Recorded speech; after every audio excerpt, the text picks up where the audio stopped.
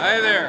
Congratulations, Dr. David. You're amazing. It's a life worth living. That's for sure. Absolutely. Thank you. Thank you. Publications and the number of research citations and whatnot. So he's been really, really quick. Did we come too early? Too early? We came yesterday.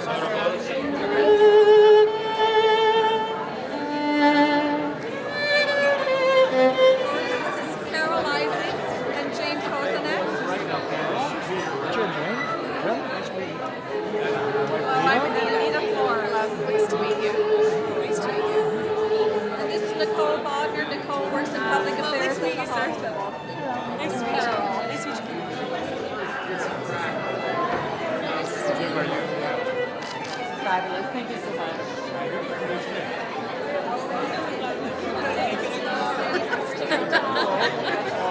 Hi, Murray. Very nice to meet you. On the block. Right? Is that ruthless? Do we have that? Do we have it? God. Then I went.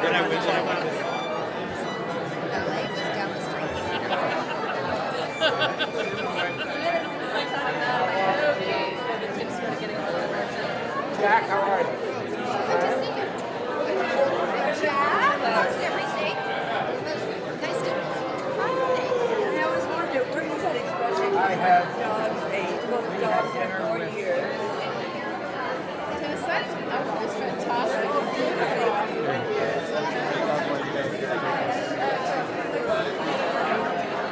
There's a success story. She did. Hello. Hi, Dr. David. Hi. Through the day they didn't vote for her. Yeah. If you know honey, like I know honey. Champagne. There's 66 bottles in less than a minute with a sword. That's the world record. They've done it twice. We're all sick. Oh, no, sick. Sick. Sorry. Hi. My wife's Christine.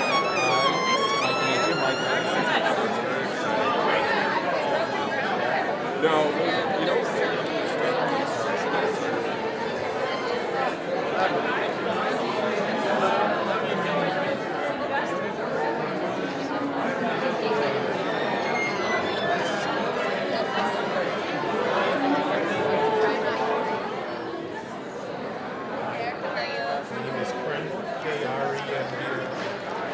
Had a nice big lunch today.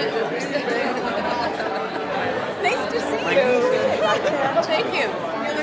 Let's go get it. Great. Paul Paletta. Nice to meet you. Hi, Angela Paletta. Nice to meet you. Jeff, this is my girlfriend Elena. Jeff Rubenstein. If you need money, call this guy. Yeah, you need money going.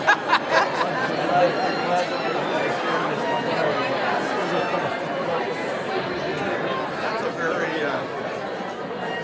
Ellen, how are you?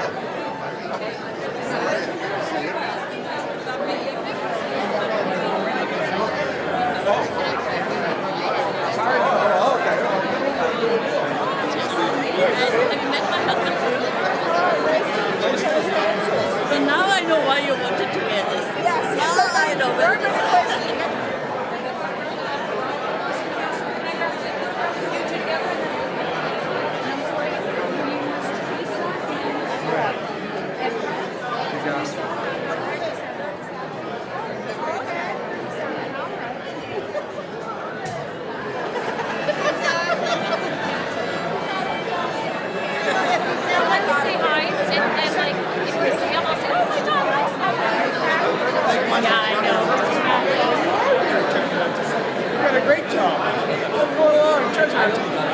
Well, she says you're in there, but it's just for 7 or 10 seconds.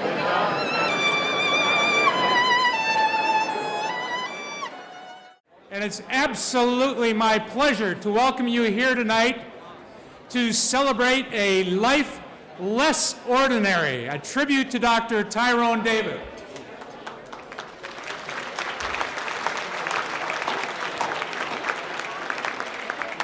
Those of us from the Peter Munk Cardiac Centre and the hospital are simply delighted that so many of Tyrone's friends have joined us here tonight.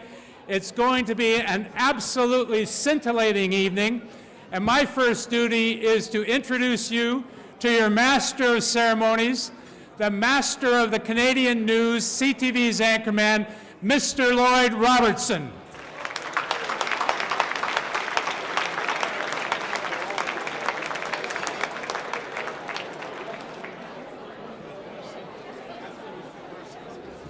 Thank you very much. Good evening, ladies and gentlemen. It's my pleasure to welcome you to A Life Less Ordinary, a tribute to Dr. Tirone David. And I am not quite yet the former anchorman of CTV National News. That's going to come sometime in mid-2011. I'm sure my wife will be happy to hear that, although she doesn't believe it yet. So this is going to be a massive ship that we're guiding through here tonight. And I'd like to extend a very warm welcome to all of you. As you may know, unless you go to bed at 9 o'clock at night, I work every night, almost every night, Monday to Friday. So I don't often do these kinds of things. That's not to say that I'm nervous or I can't do it very well, but it's just to say that this is such a special event because we're paying tribute to a very special person in a wonderful cause and a wonderful center, the Peter Munk Cardiac Centre. So right off the bat, my first duty is perhaps a little mundane because it's to remind you that the antipasto on your tables is not merely for decoration. That's right. Second is my privilege to welcome tonight's guest of honor, Dr. Tirone David and his wife Jackie.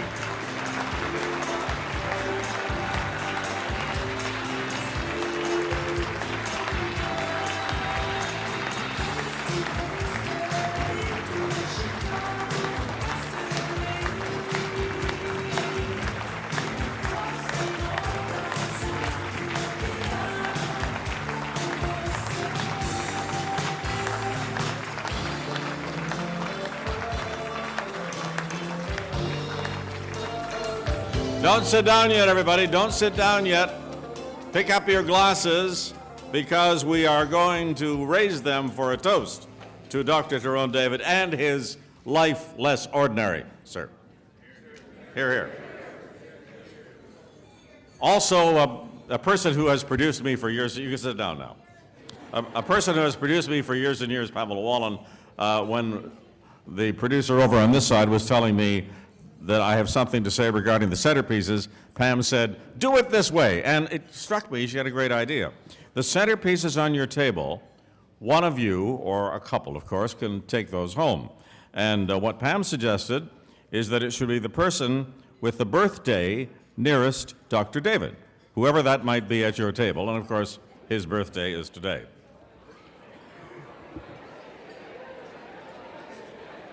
In addition to honoring the exceptional career, that was a hit, eh, Pam? That was a good idea. They like that. In addition to honoring the exceptional career of Dr. David, tonight we're also raising vital funds. Just hold down the chatter for a minute here. Hold down the chatter for a minute. We're all going to be able to partake in a second. The remarkable achievements of Dr. David and all the wonderful people at the Peter Munk Cardiac Centre and UHN could not happen without your generous support. And I would like to thank our sponsors this evening, RBC Capital Markets, our entertainment sponsor, and thank you to the French Embassy, Monsieur Patrick Ambert, Economic and Trade Commissioner, for their patronage. St. Helens Meat Packers and the Belak family are our video sponsors, and Todd Halpern generously provided us with exceptional wines and champagne for this evening's celebration. Please give our sponsors a round of applause, everybody. And this evening would not have been possible, simply would not have been possible, without our wonderful co-chairs and the work they do, Fred, Teresa, Angelo, and Lorenza, and Tony and Helga, the De Gasperis family. Please stand. Thank you for creating such a wonderful night to remember. Now, what we have ahead, we hope will bring a few laughs, some reflections, perhaps some light roasting. But at this time, please enjoy your first course.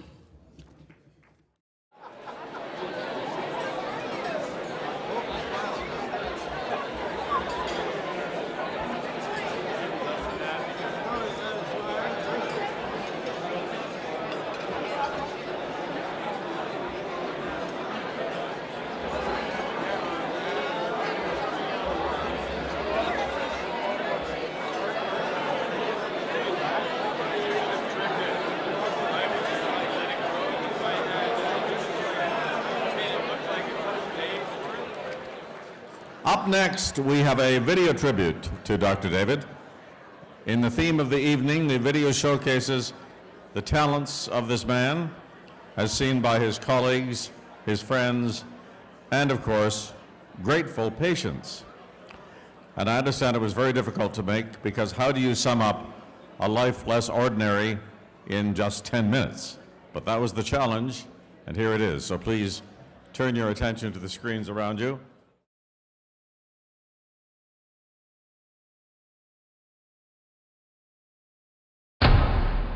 You know, Tirone is that rarest of individuals. He's a master craftsman.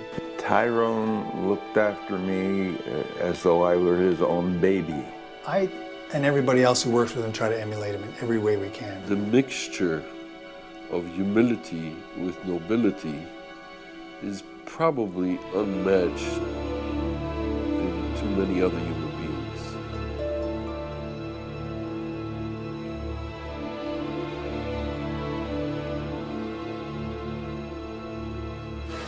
It's the place where I was born and raised. The whole town from beginning to end, I don't think it's more than 3 kilometers. My father had his store. When I grew up, there was no pavement. The streets were gravel, incredible amount of dust everywhere. That's where my education began. It's called elementary school.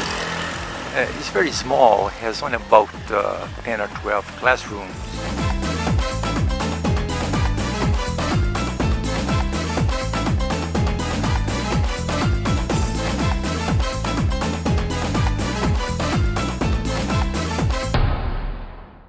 Tirone is an amazing person. He has tremendous warmth and personality. He's bubbly, he's Latin, and he also exaggerates. So we all know there's the Tirone factor, and whatever Tirone says, you sometimes have to divide by 2.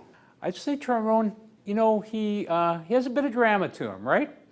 He doesn't hide his expressions, his opinions under a bushel basket. I would say he's always striving and never completely satisfied with anything. Charming, cute, considerate. He's like the Clark Gable of cardiovascular surgery. I think the best way to describe Tirone is he leads by example. I think he sets an extremely high standard for himself, probably higher than for anybody else. And really, as a leader, he expects the rest of us to do the same. He's always making us question what we do and why we do it, so he leads by making us think we could do better and how could we do better.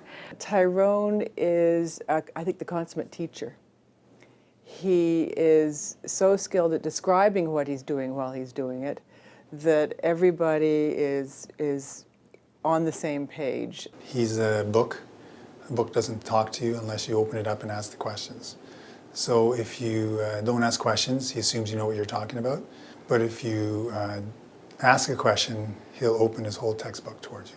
It's a phenomenal way of teaching. Tyrone's problem-solving ability in the operating room is really what his gift is. He's able to recognize a new situation and come up with a new solution. I remember being in the operating room with him and seeing him do something that I'd never seen before. And it was a brilliant move. And he said, yeah, I just thought of it. And very few surgeons can simply just think of it in the operating room.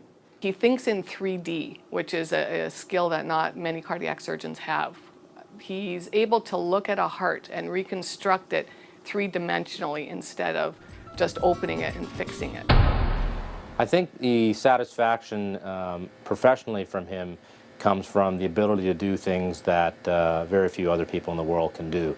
I mean, it must be an amazing feeling to feel that you can, you know, with the hands that you've been given, have that ability to heal patients and that they can continue to live and have a good quality of life for many, many years to come. What makes Tirone Tirone is the passion that he brings to patient care.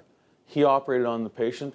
He views himself as responsible for everything that happens to that patient after the operation. And if it means he has to be there all night with that patient to get them through the night, Tirone will routinely do that. What he did for me has permitted me to see my grandchildren and even to see the birth of 3 great-grandchildren. I dance Friday nights, 2 hours, thanks to Dr. David. I felt as if I was given a second chance at life. And I have 8 grandchildren and a couple great-grandchildren. And I've been married this January the 4th will be 69 years. He was wandering out of the hospital on a late Monday afternoon. He was looking a little ragged, looking a little tired. I said, Tyrone, you know, you look a little fatigued. What's going on? You don't have your usual energy level today. And he said, well, I've been on call for a week and I haven't left the hospital, you know. There are certain operations that end up being done late at night or at the middle of the night that he's uniquely gifted to do. So I think even though he's 65 years old and you usually think that somebody at his age wouldn't take call, he respected that and understood that, again, leading by example and as chief, that he had to do it. Whenever sometime we go out for dinner, he's on the phone. Or either he says, I gotta run. I gotta go back to the hospital. One time we were invited to see a concert. After this concert started, like maybe 10 minutes, you had to leave to go check because you got a call on the people for the patient. Canada, as we all know, is blessed with great natural resources, but the long-term future of the country is its intellectual capital and capacity. And supporting and developing organizations like UHN and attracting talent from all over the world to participate in it is, I think, fundamental to a vibrant economy and not to mention the health of the population. I think he set the foundation for academic excellence, for a clinically productive unit, and one that strives to obtain the best clinical results, bar none. The contributions he made to the cardiac surgical literature are absolutely phenomenal. Most operations in the heart, except for coronary bypass, any operation on the valve in the aorta or on aneurysms, things like that, have his name attached to them. So he actually invented many of the techniques that other cardiac surgeons around the world use. He spent 10, 15 years developing new valve, new cardiac surgical procedures. And it's the combination of his passion, his intellect, his drive, and his technical skills that make him unique among cardiac surgeons in the world. But it's just very interesting that nobody knows the word aortic valve sparing operation in Europe. Everybody just knows David operation. So I feel quite blessed in that I've learned this operation from you in addition to several other things about cardiac surgery. And I in turn am now in a position here where I can teach and show the other surgeons and residents the skills that you taught me when I was there.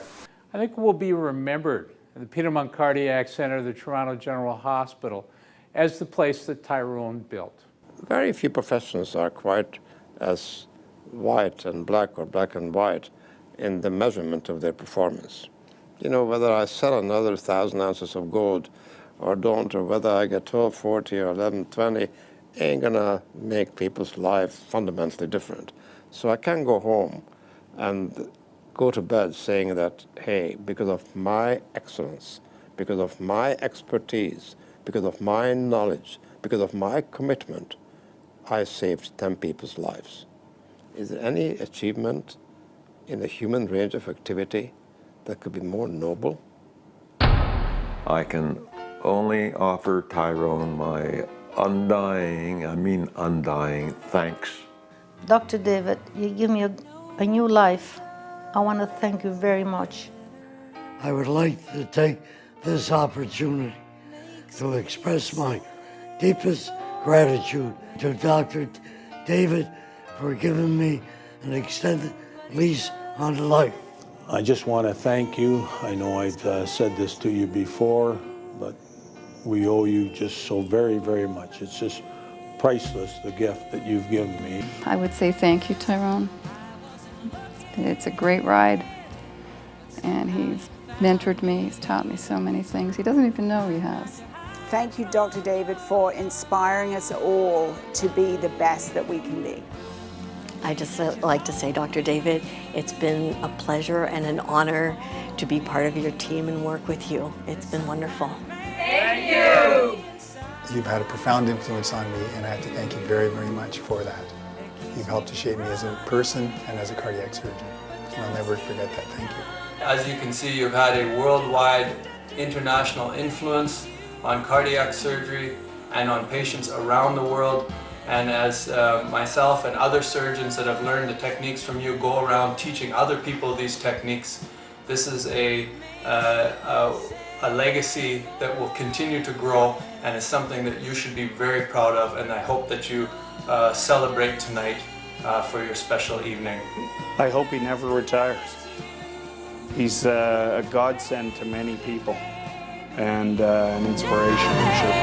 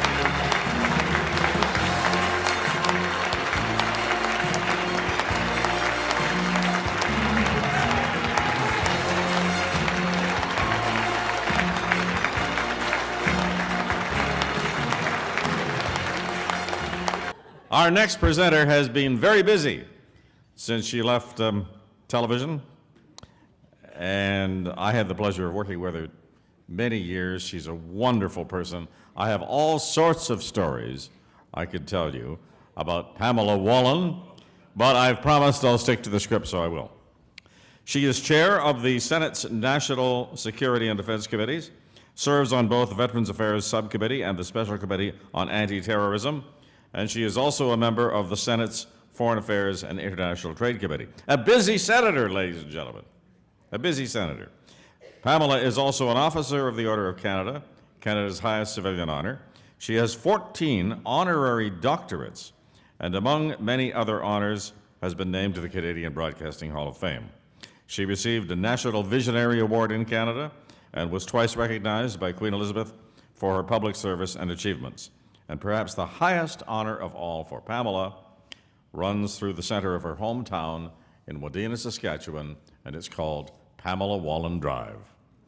So would you please welcome me in presenting Pamela Wallin.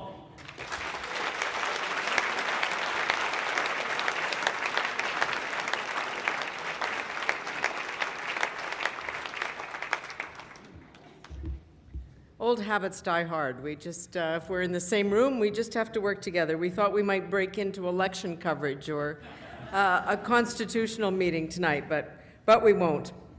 I too, like Howie Mandel, am thrilled to be here. You won't get any of those jokes from me, none of it.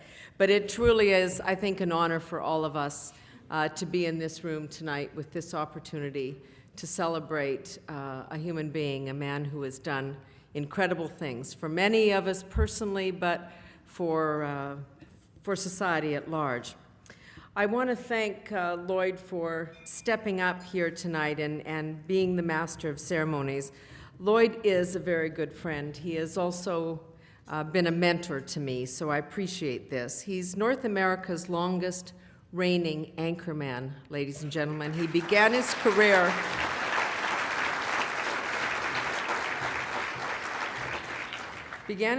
in 1954, and he is today the most trusted, most watched, and most loved anchorman. It's a thrill to have you here. He stepped up for us tonight because some of you will know this story. On September 11th, 2001, we were all scheduled to be gathered in a room together. I was to be the MC that evening for our first attempt to honor Dr. David. Understandably, as we all know, the tragic events of that day prevented the gathering and our celebration was canceled.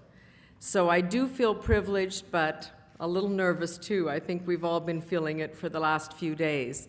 That when we gathered tonight, we wanted it to be a huge success, and I think we've done that, and thank you, Lloyd, for being here and helping us do that.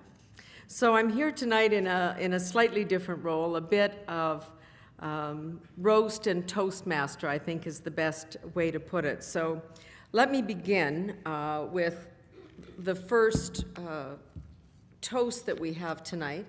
This comes from a friend of mine, somebody that I work with on a daily basis. You'd know him as our Prime Minister. It gives me great pleasure to extend my warmest greetings to everyone attending this special evening in honor of Dr. Tirone David. With accomplishments and accolades too numerous to mention, Dr. David continues to push the boundaries of cardiology with novel surgical technique and approaches to combating cardiovascular disease. Through his work here in Canada and throughout the world, this internationally renowned and respected cardiac surgeon, professor, author, and researcher has had a remarkable impact on the lives of thousands of patients.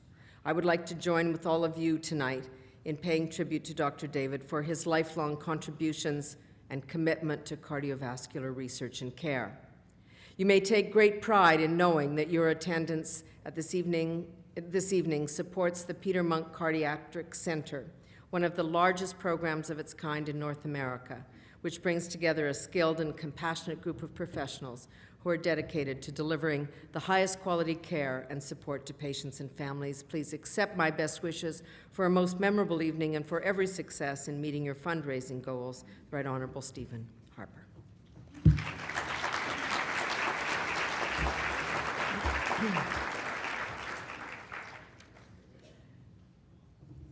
Too often in our society, as we well know, we end up celebrating notoriety and we let achievement pass unnoted. Well, not tonight. Charles Dickens once wrote that to be truly knowledgeable, we must recognize human frailty. And that is the art and the talent of the surgeon, to deal with the human condition. And Dr. David does so with grace and with elegance and with compassion and with a great deal of skill. There's no doubt he's a perfectionist, but we'll say tonight that he's just a man with high standards. Crisis, it seems, makes him calm, and the world, quite literally the world, has benefited from his generosity, his willingness to teach and to share, and his immense talent. Now, those may be the last nice words that you hear tonight. I can't imagine it's going to get too nasty, because it's probably in all of our own self-interest to keep on your good side just in case. But there will be others who've known you over the years in different incarnations, and they will now have their chance to share a few words. Our first roaster this evening is Dr. Susan Lenke-Kerwin. Exactly. For more than 45 years, Dr. Lenke has been caring for people's hearts and has served as a cardiologist at Toronto General Hospital since 1989. In that time, she has left an indelible mark on the cardiology division and upon thousands of patients' lives, quite literally. She helped establish the Women's Heart Clinic, which ensured that differences in diagnosis and treatment of heart disease between men and women were recognized and addressed properly, and Dr. Lenke still runs that clinic today. In a practice dominated by men, she is known as a bit of a firebrand, one that doesn't suffer fools gladly. And it was under her somewhat stern but expert tutelage that countless medical students learned their trade and earned their stripes and were put through their paces, including Dr. David, by this 80-something amazing woman. I think, Tirone, you better sit up straight in your chair while we welcome the First Lady of Cardiology, Dr. Susan Lenke-Kerwin.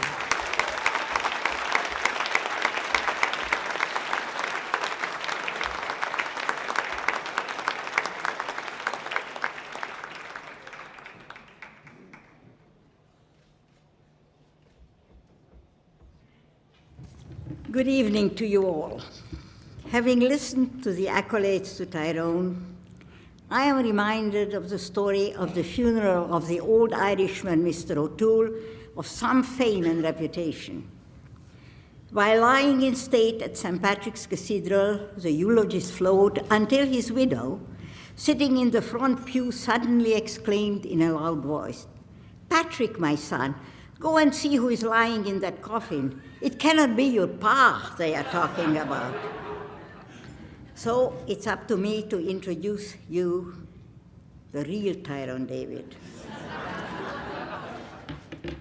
Some 30 years ago, on a bleak January afternoon, a very good-looking, dashing young man came to my office. I had no idea who he was, where he came from. He didn't take his coat off, he didn't introduce himself, but he said he was a cardiovascular surgeon and was here to reopen the cardiovascular surgical unit at the Toronto Western Hospital. The unit was closed because of some difficulties with his predecessor.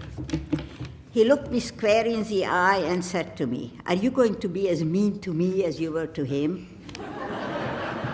My reply was short, "Not if you're any good." Political correctness was clearly not on the top of his agenda, nor mine. The rest is history. Tyrone built an outstanding cardiovascular unit and a loyal following. His manual dexterity is legendary, and so is his charisma. Tyrone can sell a deep freeze to an Eskimo living in an igloo with a 5-year extended warranty. He became the leading cardiovascular surgeon in the world, not only because of his God-given surgical skills, but by dedicating his entire time and energy to his patients, often sleeping in the hospital. He did get home occasionally between work, travel, and teaching, as he has 3 beautiful daughters, and they all look like him. In his spare time, Tyrone and I used to play Scrabble. I have never won a single game in decades. Words were invented as we went along that never appear in any dictionary.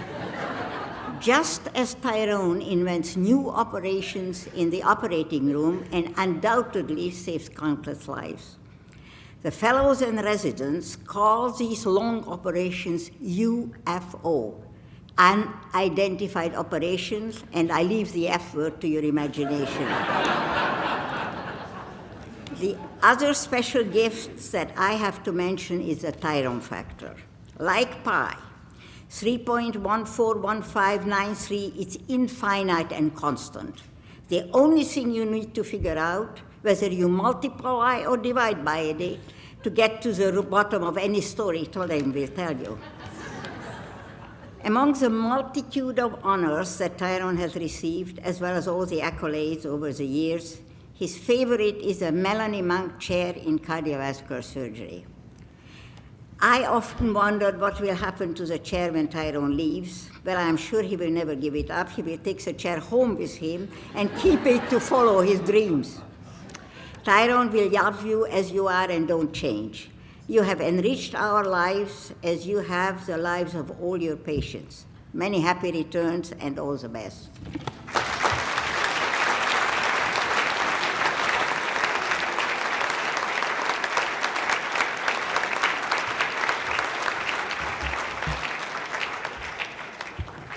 I think you got off lightly. UFOs, I'm going to remember that one. It's a good Scrabble word, actually. Now, our next roaster tonight is someone who probably knows Dr. David better than most of us in this room, and she can provide some insights into the man outside the operating room. She is looking at her father. Now, I had the pleasure tonight of sitting amongst the daughters 3. I've got lots of stories. I've heard them all. For a small fee, I'll never repeat them again, Dr. David. Adrienne David is the eldest of Dr. David's 3 daughters. She's a graduate of U of T, holds an MBA from the Rotman School of Business. That, too, is a story. She currently works at InSync Consumer Insights as a marketing consultant for the healthcare industry. When she's not working, her passion is volunteering at children's organizations, spending time with friends and family, especially her dad, and she likes to write. So we know she's jotted down a few thoughts. Let's see what Daddy's Girl has to say. Please welcome Adrienne.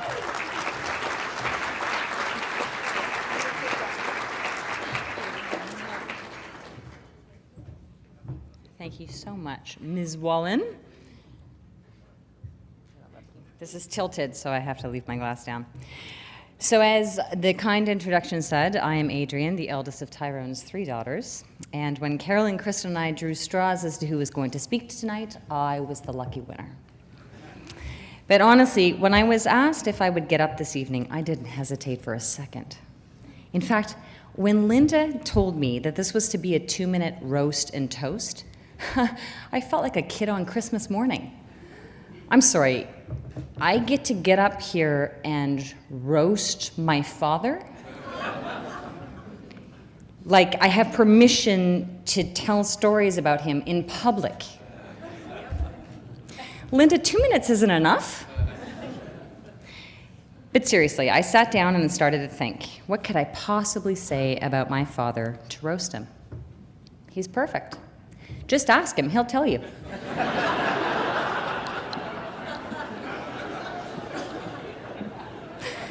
I mean, it's not like he has a bizarre accent. It's not like he has a tendency to exaggerate. It's not like, you know, he's an overachiever and that might have had its issues when we were growing up. But really, in sifting through a lifetime of stories and anecdotes that I could share with you this evening, I found myself in a bit of a dilemma because of my mother. Anyone who knows Jackie David would agree that she is the epitome of a lady. And she did her best.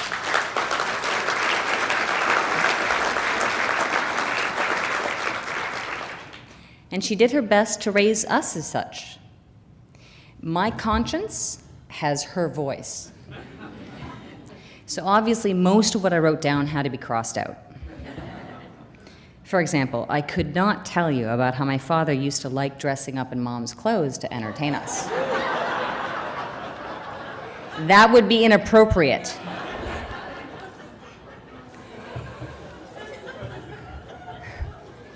Then I thought about telling you, what it was like to grow up with an overprotective, hot-blooded, red-tempered South American father. I actually made some calls to some of our old boyfriends to understand what it was like to meet the girlfriend's father when the father's name was Tirone David. None of them returned my calls. But you know what? Enough of what I can't tell you, and then on to what I can tell you. What I can tell you is that his girls love him very much. What I can tell you is that as much as he has poured his heart and soul into his career, and he's made it his life's work to save the lives of thousands, he gave us the very best of everything. And the time that we had with him was quality time. What I can tell you is that he chose the best possible woman he could have to be the mother of his children. And what I can tell you is that he loves us in the best way that a father can love his daughters, unconditionally.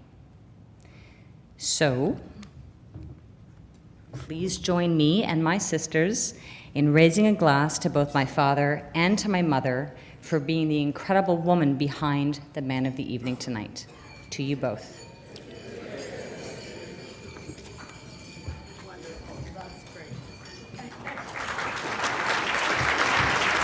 Thank you, Adrienne. That was lovely. As they were sitting there at dinner tonight, the daughters were confessing that, they have this world-renowned surgeon as a father, and he's very tough, and he's focused, and there isn't a challenge he can't deal with. But really, he's just a big mush ball behind all of that. I think they've got his number, seriously. As we continue the comments tonight, our next guest is really somebody who needs no introduction to the people in this room. Peter Munk is a true Canadian success story, and he is an icon. As the founder and the chairman of Barrick Gold, he built one of the largest gold-producing companies in the world, has been inducted into the Canadian Business Hall of Fame, and of course is a member of the Order of Canada. Beyond all that, though, we know, and those of us fortunate enough to know him, appreciate that he is simply a wonderful, kind, decent, and fair human being. He is an amazing philanthropist, together with his wife, Melanie. Their generosity has really shaped the today and the tomorrow, not only of Toronto, but of our country. The Munk's contributions, amongst many things, to UHN established the Peter Munk Cardiac Centre in 1997. At the time, their gift represented the largest single donation to a Canadian medical institution ever. Surgeons at the center perform over 1,700 open-heart cases per year, and a clear demonstration of philanthropic dollars truly saving lives. But he is just as generous when it comes to nourishing our minds with the Munk Lectures or the Munk Center at the U of T, and it's a thrill for all of us to have Peter Munk here tonight. Please welcome him to the stage.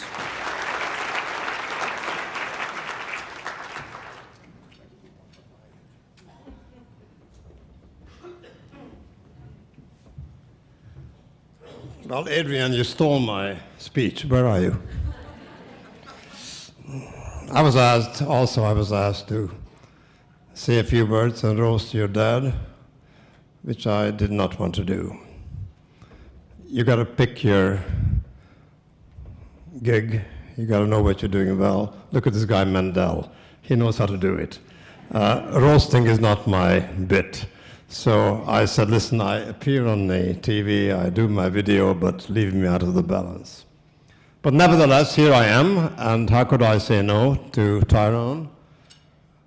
We wouldn't be here unless we all felt that he's our hero, and of course, I sure do. But I was going to say to you guys tonight that we've seen this guy now in his damn baby picture. Now, if anybody here can tell me if it's his baby or another baby, I don't know. His mom and dad weren't here to testify. We know he's a genius. We know he saves lives. We know all the wonderful things about him. Now we heard for 1 hour, and we got another hour to go. I was going to talk to you about his wife. I was brought up to believe that behind every great man, there's a really great woman. But Adrian, damn it, you stole the show. I was going to talk about your mom. I was going to talk about the fact that she's a real hero. To live with Tirone could not be a cakewalk, by no means. We all know geniuses and we all know stars. None of them are easy to live with. A combination of both is an impossibility. So if anybody here deserves the credit, if anybody here deserves this dinner, it's Jackie Davis.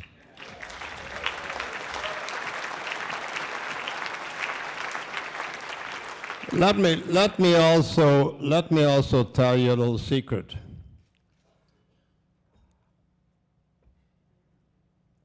I can tell you that this dinner, the 9/11 dinner, which I think you referred to a minute ago, Pamela, all that and all those wonderful things we talk about Tirone doing for us in Canada and in Toronto, all this would not have been possible without Jackie.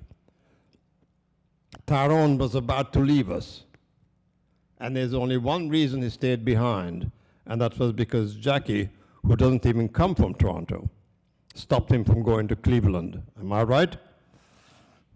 Admit it. So Jackie again deserves all our credit. This whole evening would not have been possible without Jackie. So I, for one, am a big fan of hers. I have not talked to Adrian, I have not talked to the girls, but I have observed and I have watched. And if ever someone behind a genius, behind a star, behind a prima donna, behind a performer, which we all know Tirone is, deserves the full credit, it's not Tirone, it's her.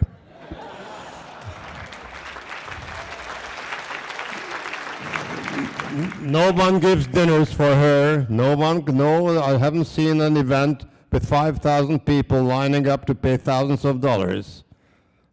Talking about unsung heroes, again, is Jackie. Lady she is, elegant she is, quality she is, tolerant she is, superb she is, and living with him, wow. That deserves a Nobel Prize. Much more than a dinner like that. I think we should organize ourselves right now and next year swear, let's forget about Tirone for one evening. He gets all the kudos anyway, for God's sakes. And let's do one dinner for her. So that's my proposal. Having said it all, I'm sure, Jackie, you would like me to tell you how much we appreciate your husband. I often wonder why my wife picked one person in the world, and Susan, where are you? Talking about a handsome man, I often wondered, why does she give her money to a charity for Tirone? But thank God Jackie's there, so I stopped worrying. For a moment I was concerned, but I feel comfortable.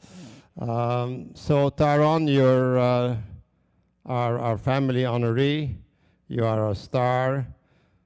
My wife's only chair she endowed is in your name. And as far as the Peter Munk Cardiac Centre is concerned, if you do have a global reputation, if you do have the kind of recognition that we all hope that Canada, Toronto, and the Toronto General Hospital and UHN deserves, and the Peter Munk Cardiac Centre deserves, is to a large degree credited to you, to your performance, to your achievements, to your star qualities, and to you being the kind of human being you are. Thank you.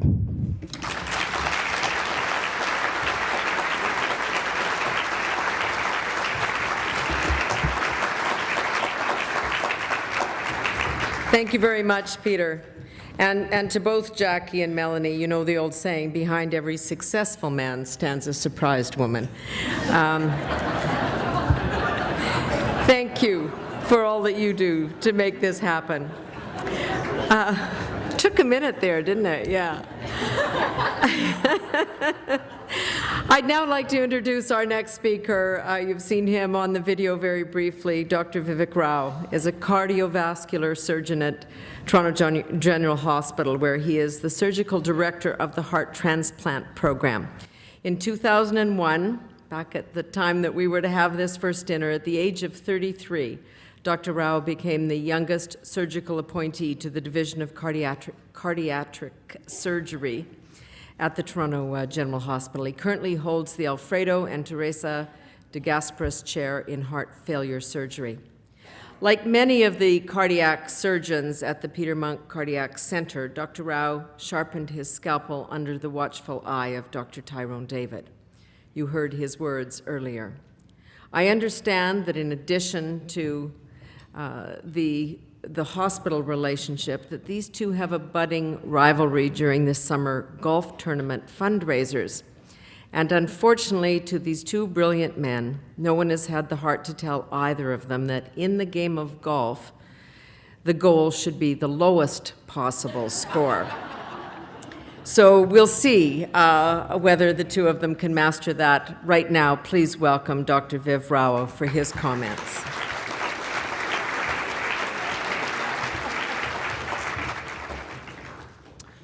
Thank you, Senator Wallen.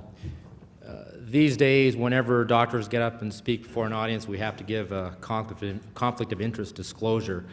So my conflict of interest is that I have 3 kids in private school and I need a job on Monday. So, well, as you've heard, I'm one of Tyrone's surgical partners at the Peter Munk Cardiac Centre. I have to say it's been a thrill to be here and a thrill to see Howie Mandel, because the reason I'm a heart surgeon is because of St. Elsewhere. And I'm sorry, Howie, I didn't really appreciate Wayne Fiscus. Who wants to be an emerge doc?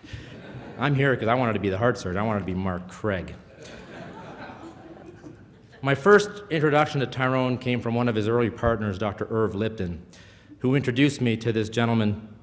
And I was a wide-eyed, enthusiastic, naive medical student. He said, "You have to witness the art of surgery." He specifically asked me to look and appreciate Tyrone's three-dimensional grasp of surgical anatomy, his creativeness, his surgical efficiency, all of which, of course, was lost on a first-year medical student. However, over the past 20 years, and certainly over the past 10 years as an attending surgeon, I've grown to appreciate what those skills really are. Over the course of the evening, you've heard a lot about Tyrone's surgical skills and his remarkable personality. But I think for a largely non-medical audience, you probably share the same feeling I had when I was a first-year medical student. You just don't appreciate what you have in front of you. So what I'm going to do is try and put things in perspective for you and try and describe what Tyrone would be if he was anything but a world-famous heart surgeon.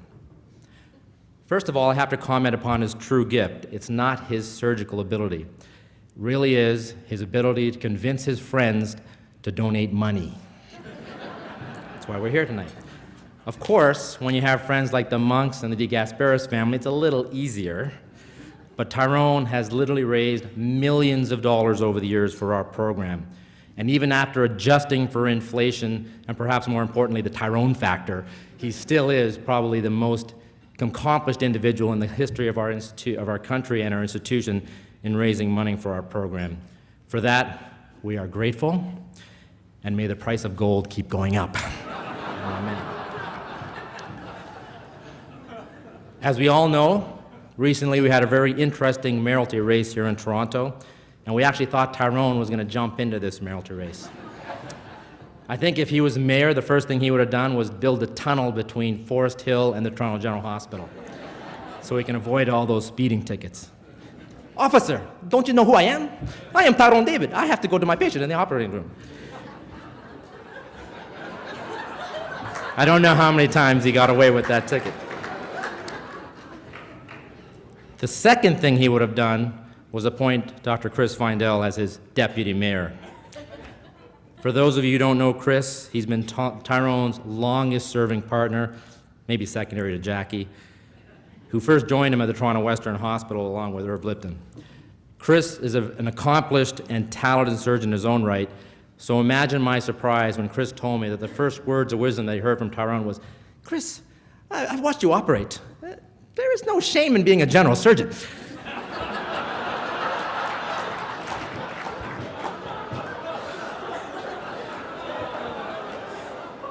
You see, Tyrone has a very unique way of insulting you.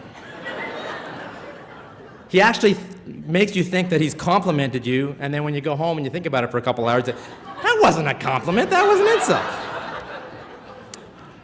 All of us, at one point or another, have had to look after one of Tyrone's patients. Viv, I would do this patient, but I have to give a talk in Cleveland. I'm leaving tonight. You can look after him. And sure enough, it's a disaster. So on one of these occasions, I spent a lot of time in the operating room, and it was a disaster, let me be honest with you. But fortunately, the patient got through, but spent a long time in hospital. Tyrone came back. I was kind of proud. The patient survived, and I thought, Tyrone, he's doing it. Tyrone said, you had some difficulty. It's okay, Viv. It's all my fault. I should have known you couldn't do this operation.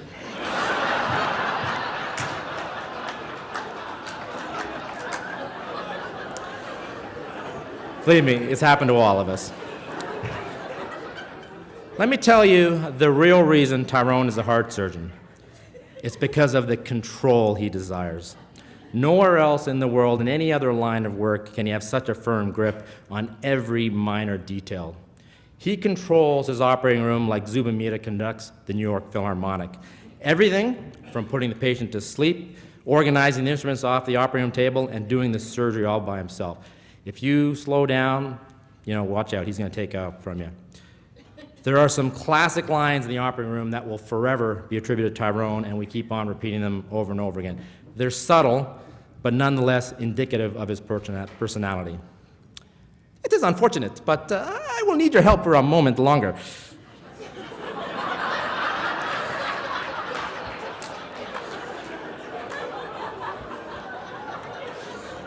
I am sorry. If I had the technology, I would clone myself, but for now, you will do.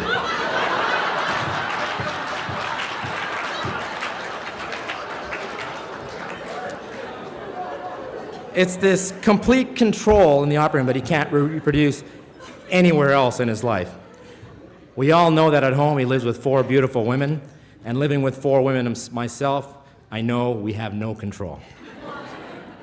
Again, in his unique way, I thought Tyrone was complimenting me. You know, Viv, all the best surgeons in the world, they only have daughters. Tirone David, Toby Cosgrove, Denton Cooley. And so I'm basking in my glory, thinking he's complimenting me. I only have daughters. And if don't worry, it's not your fault you have defective sperm.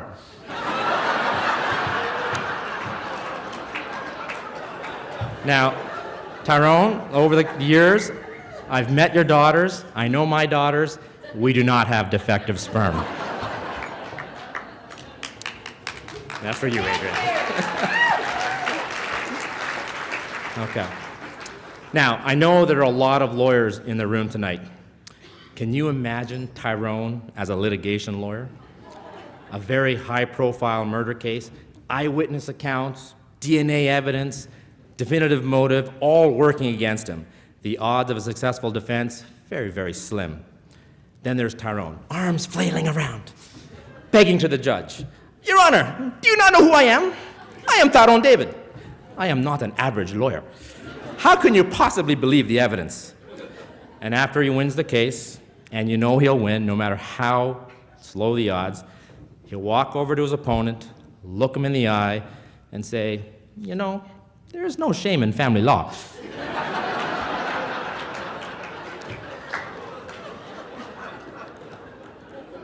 What about Tyrone in the world of finance? First of all, for a man who raises so much money, I thought it was a no-brainer that he'd tap into the TD Bank. After all, didn't they name the bank after you?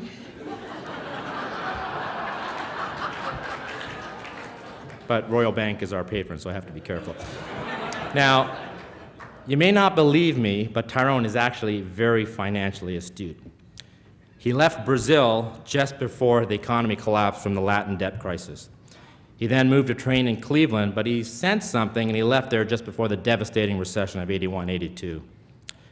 I was thinking about what he would do if he was actually a financier on Bay Street, and I thought there's no doubt that he'd be a trader. A trader is a role in which he could use his charm, his intelligence, his persuasion to make a lot of money for his firm. I'm sure he still would have found Peter Munk, probably trading gold and platinum futures. He'd be dealing with others in the audience with bonds and currencies. And then he'd come across our former chairman of the board at Toronto General Hospital, Tony Fell. It's okay, Tony. There's no shame in trading equities. Lastly, some of you may know that Tyrone is a very religious man. And by that I mean I haven't figured out if he's Jewish or Catholic. He's been honored many times by both groups, and I know there's one occasion where he had two events simultaneously. So he went to the Jewish ceremony first, where he was feted, and he left very in a rush to attend the Catholic ceremony. He forgot to take off his yarmulke. He arrived at the Catholic event, and I thought the Pope was arriving. But I have to be careful because, you know, to compare Tyrone to the Pope is difficult. Because if you're a patient with cardiovascular disease anywhere in the world, Tyrone is God.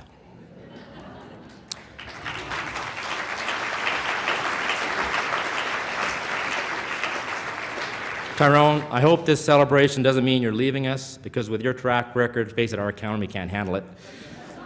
But from your partners and colleagues at the Peter Munk Cardiac Centre, congratulations, happy birthday, and by the way, there's no shame in retirement.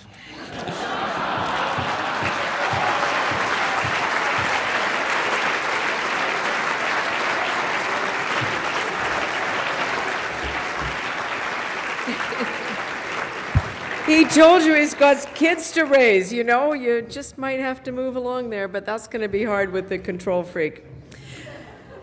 No shame in being a litigation lawyer. Speaking of which, Eddie Greenspan is a senior partner of the Toronto law firm Greenspan Partners. He's been practicing criminal law in Toronto and throughout Canada since 1970, receiving his Queen's Counsel in 1981. He's been involved in many major criminal trials over the last 40 years. He only left practice once in 1986 to travel across the country and debate successfully against the return of the death penalty. He has taught criminal law for over 30 years, and he's been the editor of Canada's leading criminal law reports and widely used criminal code. And of course, he's been a TV star. David, Dr. David, you are just being roasted by Eddie tonight, and I want to say that you're pretty lucky. I actually had to debate the guy on a stage one night, and that's a tough one, so he's going to have the last word. But, you know, I did really wonder, why is Eddie here tonight? Well, he confessed that he's honored to be one of Dr. David's statistics. But the second reason that he's here is because he's disappointed that Tirone has yet to be one of his statistics. Eddie is still hopeful there'll be a lawsuit one day, and Tirone will need him. Please welcome Mr. Eddie Greenspan.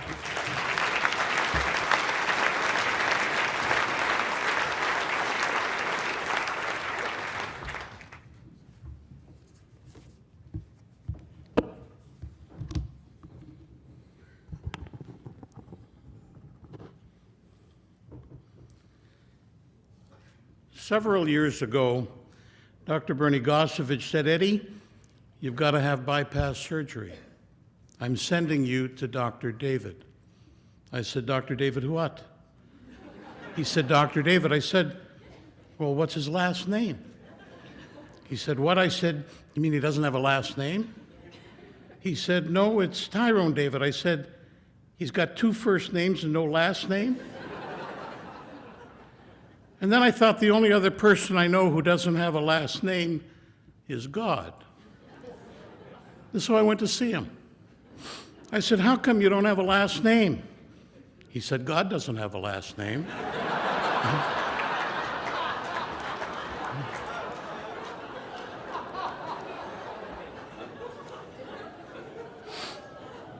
I learned a number of things about the cardiovascular unit at Toronto General. When Dr. Susan Lenke is walking down the halls, everyone utters her name in hushed tones. That's because everybody is terrified of her. When Dr. Tirone David walks down the halls, everyone utters his name in hushed tones because they think he just may be God. When I found out that Dr. David would operate on me, I said to my wife, Susie, "In your wildest dreams, did you ever think I would have Dr. Tirone David be my heart surgeon?" She said, "Darling, you've never been in my wildest dreams."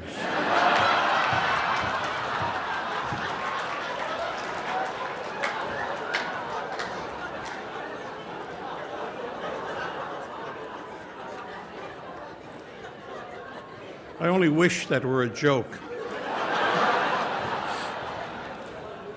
Dr. David is one of the funniest people that I know. For example, he wrote a hilarious piece a few years ago called Aortic Valve Repair and Aortic Valve Sparing Operations. Man, is he funny. I couldn't stop laughing while reading. Just listen to what he wrote. The interventricular septal defect causes distortion of the aortic annulus, and the right aortic cusp is often elongated and may prolapse and cause aortic insufficiency. Now that's funny. Whenever you read about Dr. David, he's called brilliant, compassionate, passionate, one of the greatest heart surgeons in the world. He is revered. They say he's a humanist, a genius, and he's humble. Humble? The humble Dr. David in an article said, "The better than average heart surgeon requires basically no more craftsmanship than a plumber. It's basically just changing valves." He says, "The heart is the most mechanical part of the body. It doesn't do anything but pump blood." He would have you believe that he's no more talented than a car mechanic.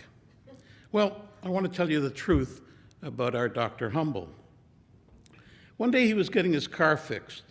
A mouthy mechanic was removing the cylinder heads from the motor of a car. He saw Dr. David waiting to pick up his car, and he said, "Look at this car I'm working on. I also open hearts, take valves out, grind them, put in new parts, and when I finish, this baby will purr like a kitten. So how come you get the big bucks when you and I are doing basically the same work?" Our humble Dr. David very calmly leaned over and whispered to the loudmouth mechanic, "Try doing it with the engine running."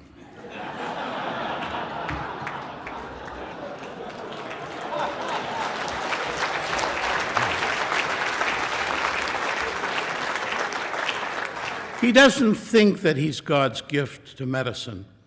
He knows it. Affectionately, he is known among his closest friends and family as Dr. Tirone David.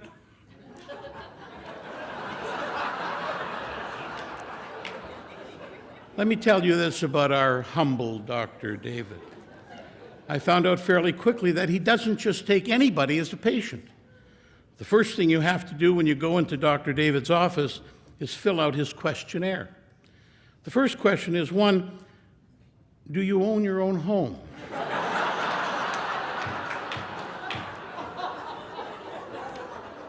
The second question is how many washrooms do you have in your home? The third question, how many cars do you own and what are they?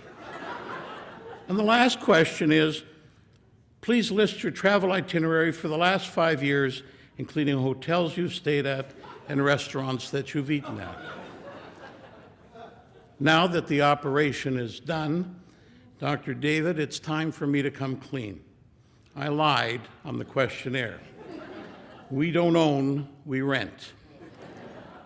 Another thing Dr. David makes you do is write a glowing reference letter to be published on the internet about what an incredible doctor he is, how he visits you daily after the operation, how he cares deeply about the patient, how he lifts your spirits.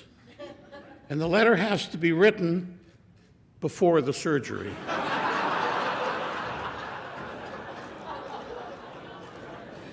I walked into Dr. David's office perfectly healthy, a veritable picture of good health, except for one, maybe two arteries.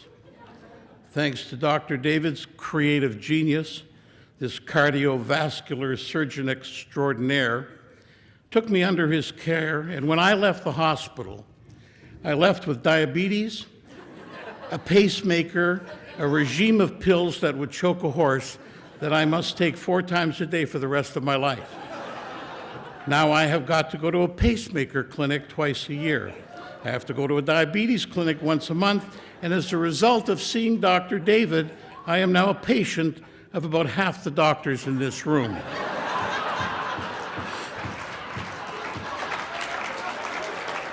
And I found out that he owns a piece of the pacemaker clinic. He owns a piece of the drug company. He gets royalties from the diabetic clinic, and he gets a referral fee for every time I see a doctor. People don't understand why he never moved to the United States where he could have made $4 to $5 million a year. Well, I'll tell you why. He's making $6 million here.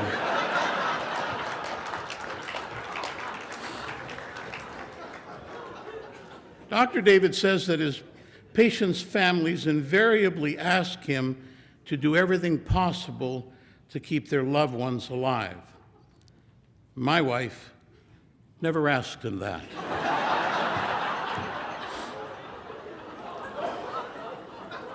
He has saved so many lives over the years. Had my wife known that before the surgery, she would have insisted that I go to another doctor. Especially after tonight, hearing Max Rubinstein say that he's now been married 69 years. Susie said to me at the table, "My God, that means we've got another 27 years to go."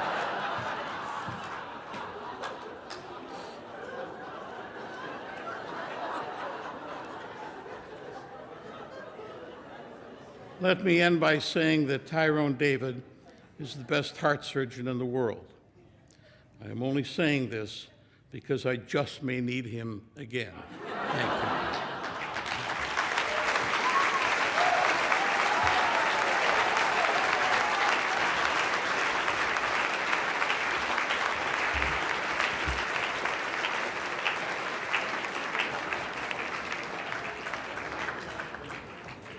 I think there's a defamation suit there, I really do. Maybe Eddie could find you a good lawyer without a heart problem. Dr. David, on behalf of all of us who have had the honor to honor you, thank you. Yes, surgeon, as Eddie says, mechanic and plumber, father and husband, but most importantly, an inspiration to a generation. Thank you for all that you do. I would like to ask Lloyd Robertson, another man who makes his work look easy, to join us back on the stage.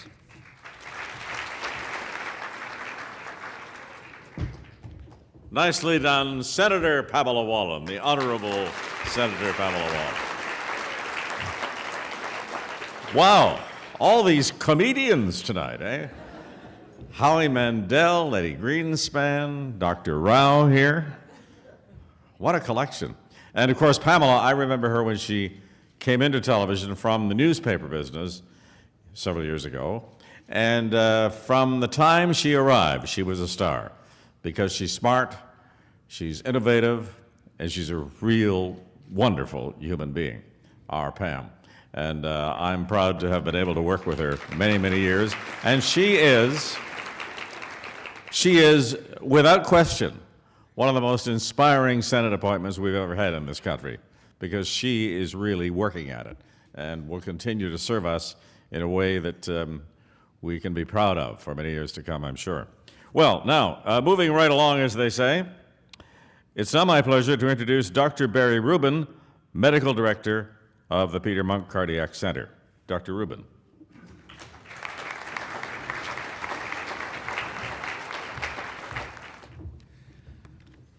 Well, it's truly an honor to stand before you tonight. And Tyrone, I hadn't planned on doing any roasting, but after Viv's line, I have to say I'm going to ad-lib one thing.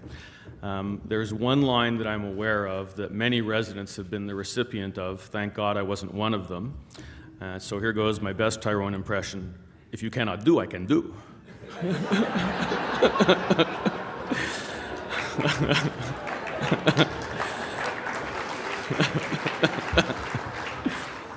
So as you've heard, Tyrone has made incredible contributions to the field of cardiac surgery, and he's developed new therapies that have changed the way that patients with cardiac disease are treated around the world. At the Peter Munk Cardiac Centre, we are incredibly fortunate to have a team of talented nurses, cardiologists, cardiac surgeons, vascular surgeons, anesthesiologists, and medical imaging physicians working together in multidisciplinary teams to deliver the best care. With such gifted individuals, the center has become an international leader in cardiovascular research, education, disease management, and the introduction and use of leading-edge technologies for therapies for patients with both cardiac and vascular disease, and Tyrone would certainly be the leader in all of these categories. All of this is not possible without donors like you, many of whom I see and recognize, and now I'm privileged to count as my friends in the audience. Your support for events like tonight's dinner and your fundraising and generosity throughout the year make these events possible and make our work possible. We're truly indebted for your support of our people, our research projects, the equipment that we use, our educational initiatives, and the advanced medical devices that we routinely employ to help patients every day. To our Peter Munk Cardiac Centre donors, I say with much sincerity, thank you very much.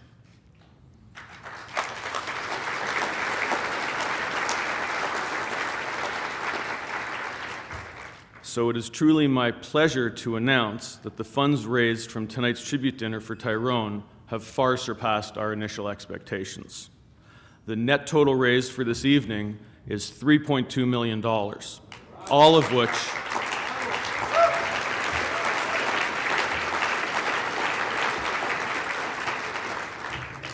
which will be used to directly support cardiac surgery and other priorities in the Peter Munk Cardiac Centre. It's just amazing. Thanks again.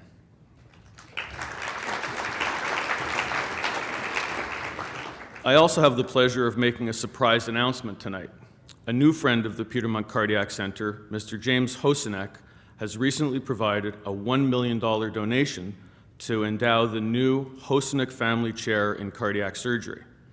This fellowship will give young cardiac surgeons the opportunity to receive additional specialty training at the Peter Munk Cardiac Centre and will help ensure that the centre remains a worldwide leader in the education and training of the next generation of cardiac surgeons, hopefully just like Tirone.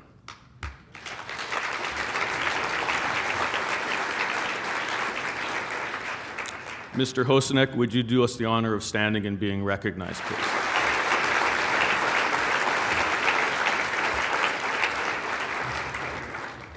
On behalf of the Peter Munk Cardiac Centre, the patients that we care for, thank you for this exceptional gift. With your contribution, this incredible evening will provide the centre with a total of $4.2 million in additional support. I thank you all for your generosity and for embracing our vision to make the Peter Munk Cardiac Centre the best cardiac program in the world, and for taking the time this evening to honor a great colleague, surgeon, and friend. Tirone, my sincere congratulations.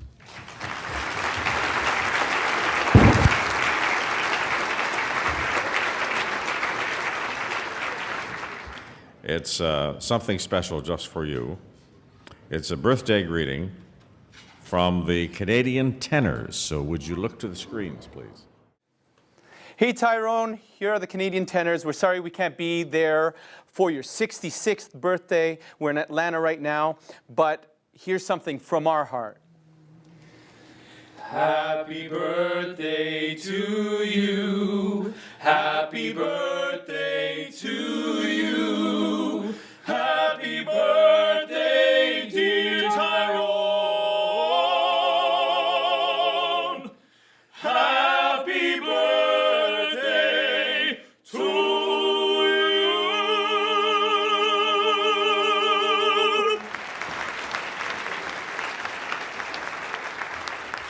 All right, now we may not be able to do it as well as the Canadian Tenors, but let's all try it on 1, 2, 3.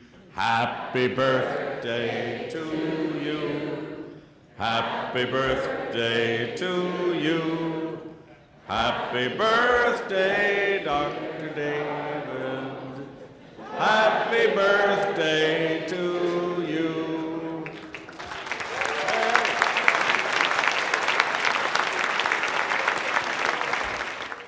Is there a doctor in the house in case he burns himself?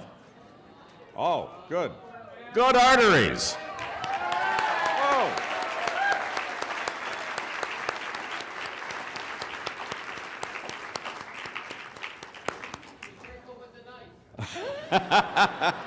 He knows what to do with the knife. You're going to have to wait for your birthday cake, Dr. David, because we're calling you up to the stage right now.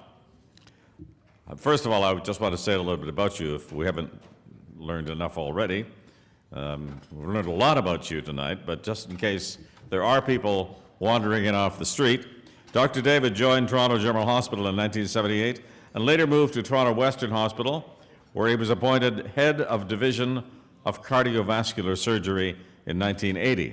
In 1988, when the hospitals merged, Dr. David was named the head of UHN's Division of Cardiovascular Surgery. He has performed more than 10,000 surgeries. As one of the world's most skilled and creative cardiovascular surgeons, he is often tasked with handling the most challenging cases, like Eddie Greenspan. Patients that are considered almost impossible to save are referred to him from across the country. Sorry, Mrs. Greenspan. As holder of the Melanie Munk Chair in Cardiovascular Surgery and Professor of Surgery at the University of Toronto, Dr. David has trained countless heart surgeons from all over the world, including Israel, Brazil, South Africa, India, and Japan. In addition to instructing students here in Toronto, Dr. David spends upwards of 4 months every year traveling to countries around the world to lecture and teach operative procedures. He has developed a multitude of novel operative procedures that have given thousands of cardiovascular patients a second chance at life. He is world-renowned for his development of the Toronto SPV, a biological heart valve that has become the industry standard. In 1997, he was awarded the Order of Canada to recognize his achievement of outstanding merit through lifelong contributions in his dedication to his work in cardiovascular research and care. All right, Dr. David, would you like to come forward while the people celebrate your birthday cake?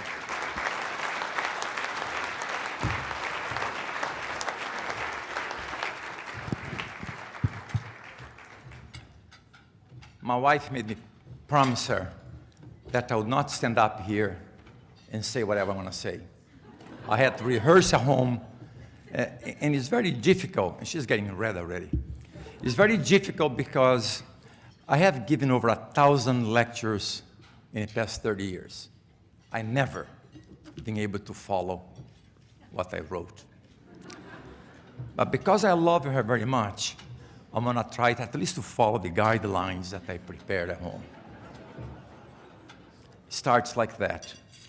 Thank you very much for being here tonight. I'm sincerely, despite what Mr. Greenspan said, I'm sincerely humbled by your presence here. To celebrate my career on my birthday and to raise funds to support Peter Munk Cardiac Centre. This event was not my idea. This event was Fred and Teresa de Gasper's brainchild. They have been wonderful friends and very generous to our hospital. I have to thank the three brothers and their spouse for being main sponsor tonight. Thank you very much.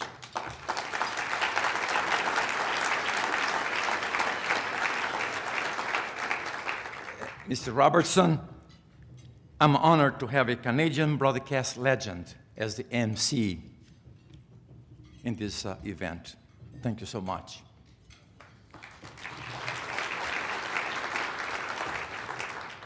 Senator Wallen, I have admired you for decades, 4 decades, believe it or not. And what a privilege to have you moderating my roast and toast. It was largely really toast, but I'll take the few jokes and you still have a job. Linda Goldsack and her team are credited for the success of the evening. I'm indebted to them. Linda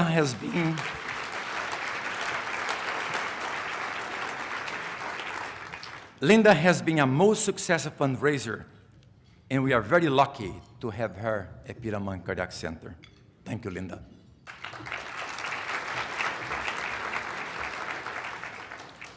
North American society is very dependent on philanthropy. Booker T.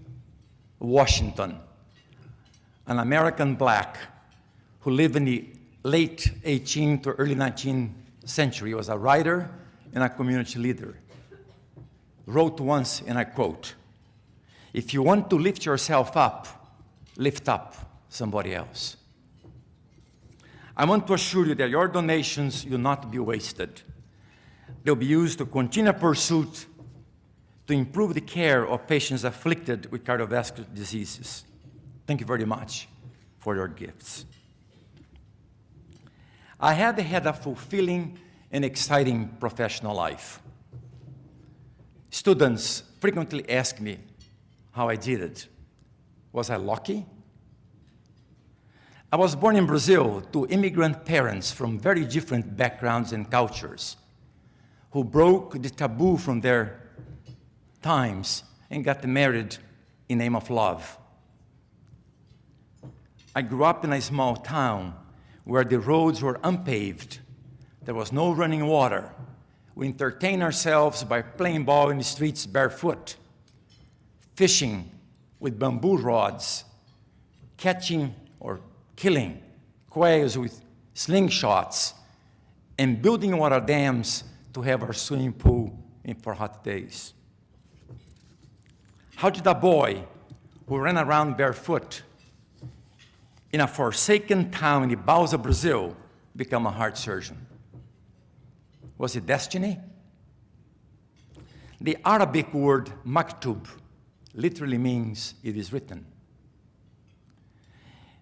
From the mystical viewpoint, it indicates that everything is already known to God.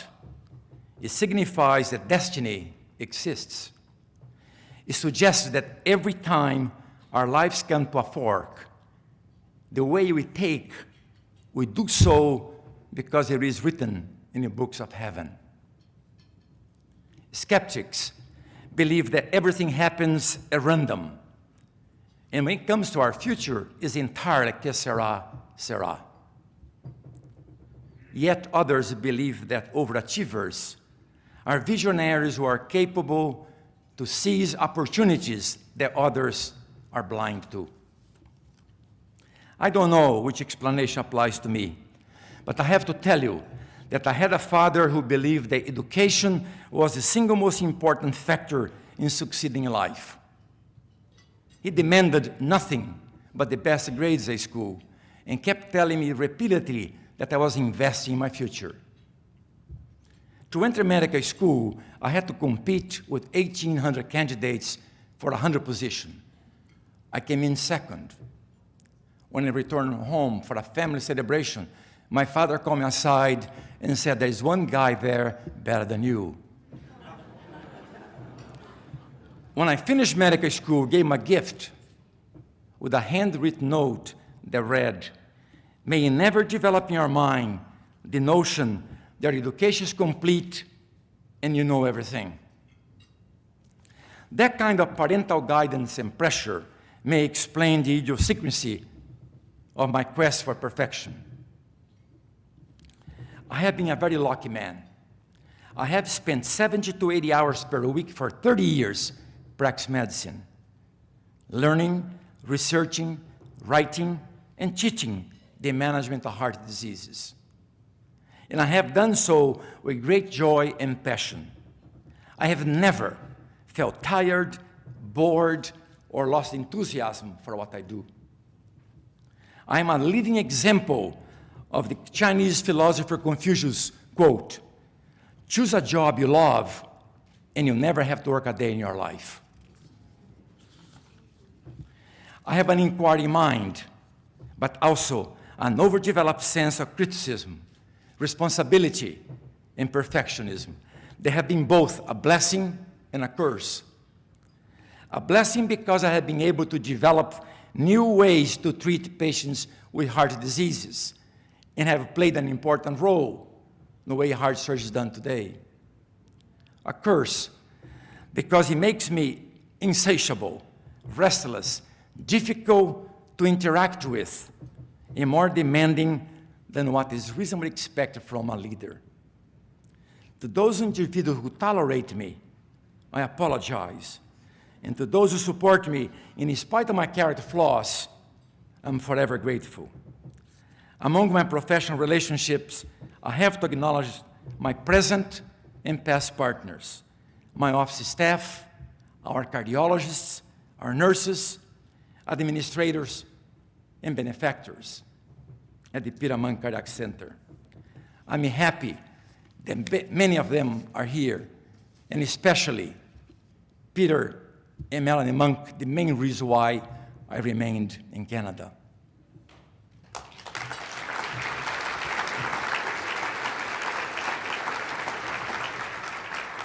Looking around this room, I see many former patients. As actually, 1 in 3 of you were my patients. Your presence means so much to me. I have no words to express how happy you make me. I'm a happy man in my personal life. I met Jackie while he studied in Cleveland in 1972. We were married 2 years later. She has been my best friend, my confidant, my rock. She solely raised 3 beautiful women who were identical to Jackie, had the same moral values, and I'm very proud of all of them.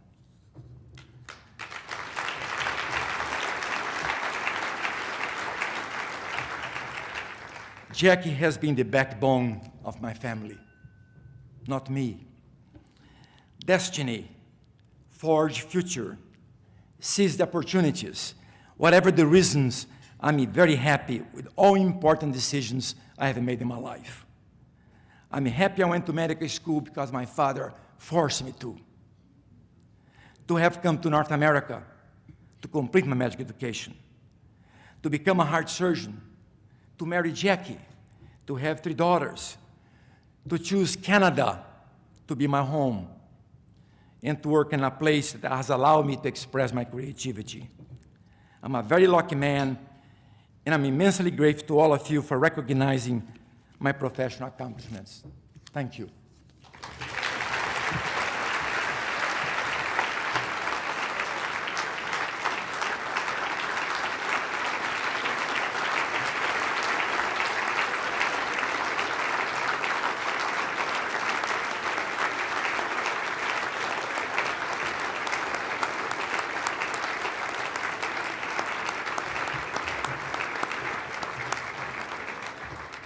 Thank you, sir. And we're going to take a few minutes now so that we can all enjoy the birthday cake before we conclude our evening. I would like to call back to the stage Dr. Tirone David and Jackie. I think Jackie is just about here or on her way into the room, so I'm told. And while they're on their way, I'll just mention that I'd like to introduce an important benefactor to the Peter Munk Cardiac Centre. The De Gasperis family's kindness appears to know no bounds. They have supported the construction of the magnificent De Gasperis Conservatory that has come to define the facade of Toronto General on University Avenue. They have also added 3 essential research chairs at the centre that are advancing cardiac discovery and improving outcomes for patients every day. The ongoing generosity of the De Gasperis family and their role in ensuring tonight was a fitting tribute to Dr. David, as a reflection of the deep respect they have for you. So would you please come up, Dr. David and Jackie? Yes. And I'll call on Fred De Gasperis, who has a presentation for them.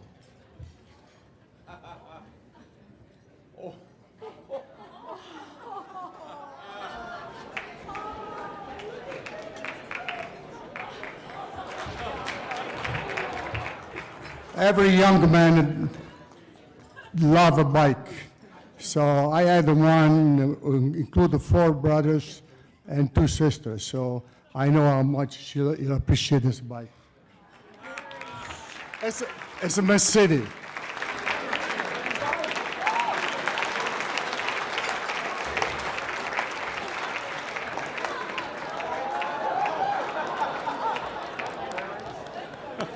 He's pretty good, eh?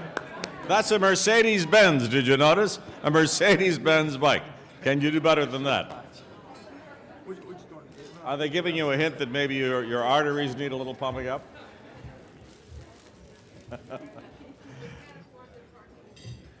Can't afford, oh, that's right, Pam. He can't afford the speeding tickets anymore. Yeah.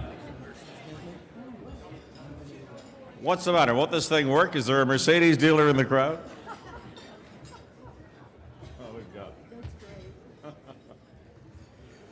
Well, ladies and gentlemen, that brings our evening to a close. Once again, heartfelt thanks to RBC Capital Markets for bringing us Howie Mandel.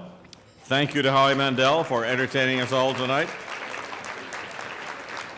It was a real pleasure for me to team up once again with my good buddy, Roastmaster, Senator Pamela Wallin, and thank you all the roasters for being so gentle with Dr. David tonight.